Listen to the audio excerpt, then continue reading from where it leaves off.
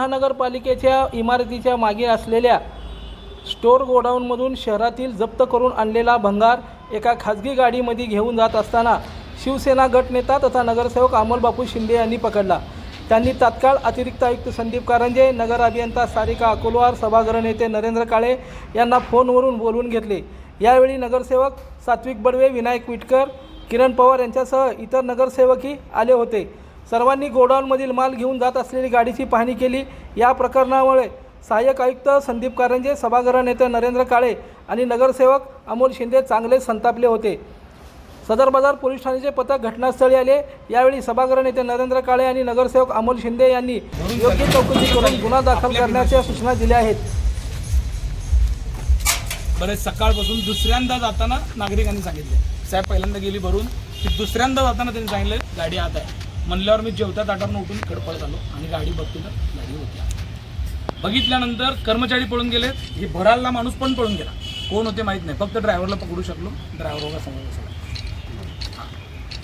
हा ड्रायव्हर बघा साहेब, इथं कोण आपलं हे नाही सिक्युरिटी आहे ना, आहे ना, मग इथलं जबाबदार कोण? त्यांनी मटेरियलची जबाबदारी त्यांची, जबाबदारी माझी नाही सर, आम्ही टाकायला होतो। साहेब, आयुक्त साहेब इथं आहात, तुम्ही सांगा ही जी काय काम चालू आहे हे कायदेशीर चालू आहे का? त्यामध्ये असं आहे की शहरामधून वेगवेगळ्या माध्यमातून अतिक्रमणच्या मोहिमा राबवल्या जातात आणि त्या राबवल्या असताना त्या ठिकाणी जे जे मटेरियल साहित्य जप्त केलं जातं ते जप्त करून आपल्याला या स्टोअरमध्ये जमा केलं जातं। तथापि ज्यांनी दंडाची पावती भरली त्यांनाच जे मटेरियल जप्त करू ते स्पेसिफिक त्या वस्तूचं नमूद केलं जातं त्या पावतीमध्ये आणि ते दिलं जातं। आजचं जर गाडी पाहिलं आणि स्क्रॅप पाहिलं तरी सगळं मिक्स मटेरियल आहे असं दिसतं। मग ह्यांना जेव्हा मी ह्या विभागाच्या अधिकाऱ्यांना ज्या विचारतो त्यांच्याकडं याच्या मटेरियलच्या बाबतीत कोणतीही पावती केल्याचं बाब निदर्शन आलेली नाही।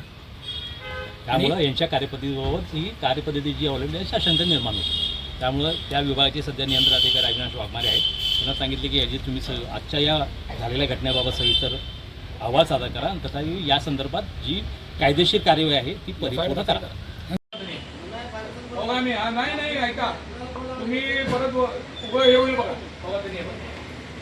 महानगरपालिकेच्या मागच्या गेटला जिथं स्टोअर रूम आहे, जिथं जे रोज कारवाई होत असतात त्याचं जे भंगार, जे खोके जिथं जमा करतात, तिथं एक प्रायव्हेट गाडी सकाळपासून दुसऱ्यांदा भरून जात असताना एका सुज्ञ नागरिकांनी मला फोन केला की साहेब इथं प्रायव्हेट गाडी बाहेर भरून चाललेली आहे। मी इथं जेव्हा आलो तेव्हा एक लक्षात आलं, बाहेर जी गाडी आहे छोटा हत्ती ह्याच्यात भरून चाललेलं भंगार आहे आणि भंगार हे कुठं नेत आहे म्हणलं तर आम्ही जेव्हा एंट्री केली त्यावेळेस अकोलवार मॅडम समोर आले तर ते भरणारे 4 जण आणि इथले जे असलेला जो कर्मचारी हे सगळे पळून गेले।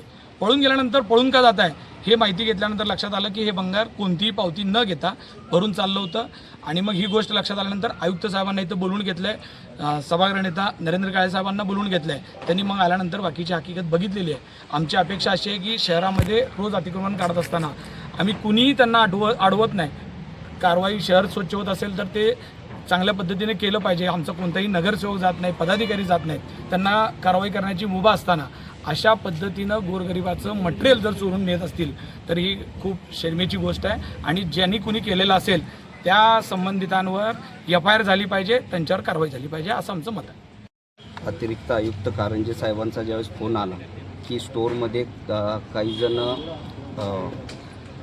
भंगार घेऊन जात आहेत, त्यावेळेस गटनेते अमोल बापू हे सुद्धा माझ्याशी फोनवर बोलले। त्यावेळेस असं लक्षात आलं की इथं आल्यानंतर असं लक्षात आलं की एक गाडी इथलं आपल्या जे स्टोअरमध्ये स्क्रॅप जमा होतं ते स्क्रॅप घेऊन जाताना ते आढळले। त्या गाडीचा ड्रायव्हर, गाडी आणि त्याच्यात असल्या घेऊन चाललेलं स्क्रॅप सगळं जागेवर पकडण्यात आलं आहे। काही आमचे याच्यातले कर्मचारी होते तेही इथनं पळून गेलेले आहेत। तर आम्ही आत्ता प्रशासनाला असे आदेश केलेले आहेत की या संदर्भातले जे कोणी असतील याच्या नियंत्रण अधिकाऱ्यांनी या संदर्भातला गुन्हा दाखल करावा आणि गुन्हा दाखल करत असताना पोलिसांनाही आम्ही विनंती केली की याची सखोल चौकशी होऊन याच्यात पळून गेलेले असतील किंवा याच्या संबंधित जे कोण असतील किंवा याच्यात जो काय आर्थिक व्यवहार झाला हा सगळा उघड करून त्यांच्यावरही गुन्हे दाखल करण्यात यावे।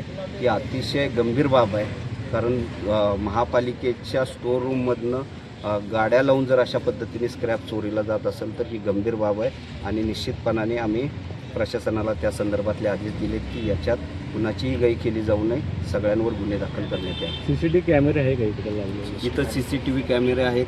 या संदर्भातले CCTV कॅमेरे त्याच्यातले पण सगळे फुटेज घ्यायला सांगितलेत आणि मान्य सिटी इंजिनियर स्वतः येत असताना हे सगळेजण पळून गेलेले आहेत. त्यासुद्धा त्यांनी स्वतःही हे सगळे बघितलेले आहेत. त्याच्यामुळं आमच्या अधिकाऱ्यांनी असेल, आमच्या नगरसेवकांनी या सगळ्या गोष्टीच्या संदर्भात बघितलेलं असल्यामुळे यावर गंभीर गुन्हे दाखल करण्यासाठी आम्ही पोलीस विभागाला विनंती केली.